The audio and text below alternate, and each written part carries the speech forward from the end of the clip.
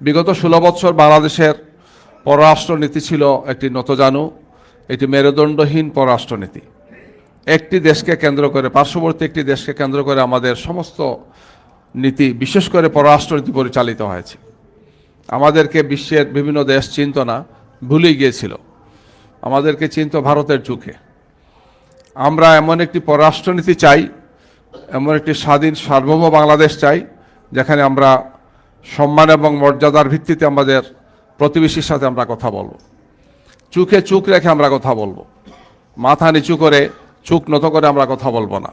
দেশের জন্য, জনগণের জন্য, আমাদের স্বাধীনতার পক্ষে আমরা সোচ্চার থাকব। আমরা দ্বিধাহীন কণ্ঠে আমাদের দাবিগুলোকে আমরা তুলে ধরব গিয়ে।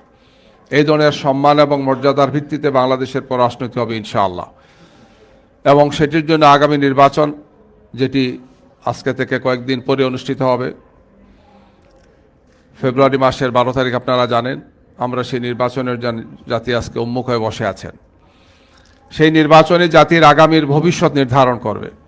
এই নির্বাচনটি অতীতের যে 3টি নির্বাচন হয়েছে, খুব ন্যাক্কারজনক নির্বাচন, 14, 18 এবং 24-এর, এই 3টি নির্বাচনে বাংলাদেশের মানুষের সমস্ত আশা আকাঙ্ক্ষাকে তারা পদদলিত করেছেন।